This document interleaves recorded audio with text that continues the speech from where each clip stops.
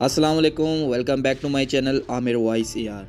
भारत हमेशा अपनी दिफाई सनत और हथियारों को बढ़ा चढ़ा के पेश करने में माहिर रहा है। मीडिया में राफेल, ब्रह्मोस या नित्रा जैसे सिस्टम को आसमान पर चढ़ा दिया जाता है, लेकिन जब असल मैदान जंग की बात आती है तो ये सारी चमक दमक एक धोखा साबित होती है। हालिया पाक भारत झड़पों में पाकिस्तान ने यह हकीकत एक बार फिर भारत को याद दिला दी कि असल ताकत सिर्फ बड़े नामों या महंगी खरीदारी में नहीं, बल्कि असल मैदान में आजमूदा और कारीगर निज़ाम में होती है। इसी पस मंजर में पाकिस्तान ने यौम आज़ादी के मौके पे अपने जदीद तरीन इलेक्ट्रॉनिक वारफेयर और ड्रोन टेक्नोलॉजी के असासे आवाम के सामने रखे, जिन्होंने दुश्मन को वाज़ेह पैगाम दिया कि पाकिस्तान खामोश रहकर काम करने वाली कौम है, दिखावा नहीं करती। लेकिन जब वक्त आता है तो जदीद तरीन हथियार और नाकाबिले शिकस्त टेक्नोलॉजी के साथ सामने आती है। यौम आज़ादी के मौके पर मुख्तलिफ हथियार नुमाइश के लिए रखे गए, लेकिन सबसे ज़्यादा तवज्जो हासिल करने वाले दो जदीद इलेक्ट्रॉनिक वारफेयर सिस्टम थे। इनमें एक short to medium range system Kashaf है, जबकि दूसरा long range system Trident EA-1 है। दोनों सिस्टम जदीद दौर के ड्रोन वारफेयर, क्रूज मिसाइल और दुश्मन के लड़ाका तैयारों को जाम करने और इनके कम्युनिकेशन सिस्टम को नाकारा बनाने की भरपूर सलाहियत रखते हैं। कशफ सिस्टम बुनियादी तौर पर दुश्मन के ड्रोन, क्रूज मिसाइल और मुख्तलिफ फ़ज़ाई असासों के खिलाफ तैयार किया गया है।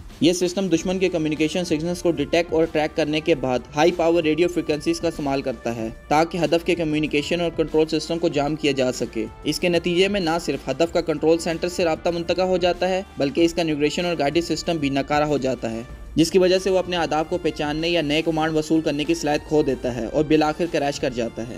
इस सिस्टम की टेक्निकल तफसीलात जैसे फ्रीक्वेंसी रेंज और ऑपरेशनल हदूद अभी तक पब्लिक नहीं की गई, लेकिन यह अंदाज़ा लगाया जा सकता है कि यह सिस्टम पाकिस्तानी अदारे NASTP ने तैयार किया है और पाकिस्तानी आर्मी काफ़ी अरसे से इसे इस्तेमाल कर रही है। अलबत्ता इसे मंजर आम पर लाया गया है। पाकिस्तान और चीन की रवायत यही रही है कि अपने ऐसे हसास हथियारों को खुफिया रखा जाए और सिर्फ बड़े कौमी इवेंट्स पर इनका तारुफ करवाया जाए। इसके बरक्स अमेरिका अपने सिस्टम्स की हर टेक्निकल डिटेल सामने लाने में हिचकिचाता नहीं। दूसरा सिस्टम जो यौम आज़ादी पे पेश किया गया वो है ट्रीडेंट EA-1, जिसे भी NASTP ने बनाया है। यह सिस्टम कशफ के मुकाबले में कई गुना ज़्यादा ताकतवर है और इसकी रेडियो फ्रीक्वेंसी दुश्मन के ड्रोन्स के साथ साथ लड़ाका तैयारे, helicopters, electronic warfare, electronic intelligence जहाज़ों, हत्ता के एवॉक्स तैयारों को भी जाम करने की सलाहियत रखती है। इसका मतलब ये है कि यह सिस्टम दुश्मन के कम्युनिकेशन, गाइडेंस, न्यूग्रेशंस और फ्लाइट कंट्रोल सिस्टम्स को बराह रास्त नकारा बना सकता है, जो इसे दुश्मन के लिए इंतहाई खतरनाक हथियार बनाता है। अलबत्ता इस तर्ज के सिस्टम की एक खामी यह होती है कि जब ये हदफ को जाम करते हैं तो मुसलसल फ्रीक्वेंसी जनरेट करते रहते हैं, जिसकी वजह से ये एंटी रेडिएशन मिसाइल का हदफ बन सकते हैं। इसके बावजूद मिलिट्री ज़राए के मुताबिक ट्रीडेंट EA-1 ने हालिया पाक भारत जंग में शानदार कारकर्दगी दिखाई।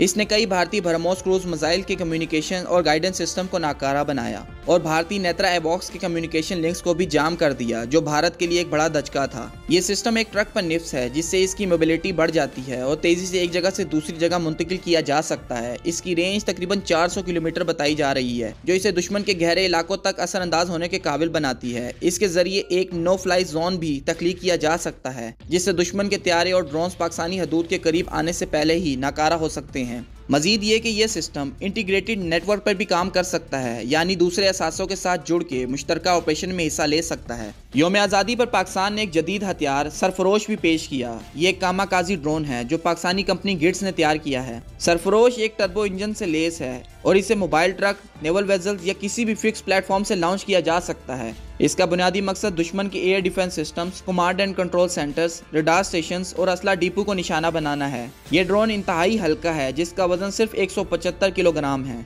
जबकि इसमें 25 से 50 किलोग्राम हाई एक्सप्लोजिव वारहेड निफ्स किया जा सकता है। इसकी रफ्तार मार्क 0.7 से 0.8 तक जा सकती है और ये 1000 किलोमीटर दूर तक हदफ को निशाना बनाने की सलाहियत रखता है। मजीद ये कि ये 2 घंटे तक फिजा में महू परवाज रह सकता है, जिससे इसे दुश्मन के हसास आदाब पर हमला करने के लिए भरपूर वक्त मिल सकता है। पाकिस्तान ने यौम आज़ादी के मौके पे जो हथियार मंजर आम पर लाए वो एक वाज़ेह पैगाम है कि पाकिस्तान जदीद तरीन इलेक्ट्रॉनिक वारफेयर और ड्रोन टेक्नोलॉजी पे किसी से पीछे नहीं। ये सिस्टम कम खर्च में ज़्यादा कारीगर साबित होते हैं और रवायती एयर डिफेंस के मुकाबले में जदीद ड्रोन वारफेयर का बेहतरीन हल है। भारत जितना मर्जी दावा करे, हकीकत यह है कि पाकिस्तान मैदान में अपनी सलाहियत और कारकर्दगी से दुश्मन को हैरान करता है। कशफ, ट्रीडेंट E-1A और सरफरोश जैसे हथियार इस बात का सबूत हैं कि पाकिस्तान ने अपनी दिफाई सनत को नए बुलंदियों पर पहुंचा दिया है और अब दुश्मन के लिए पाकिस्तान की फ़िज़ाई हदूद में दाखिल होना एक ख्वाब ही बन चुका है।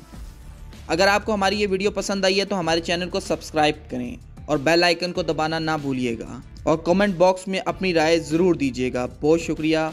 पाकिस्तान जिंदाबाद, पाक फौज पाइंदाबाद।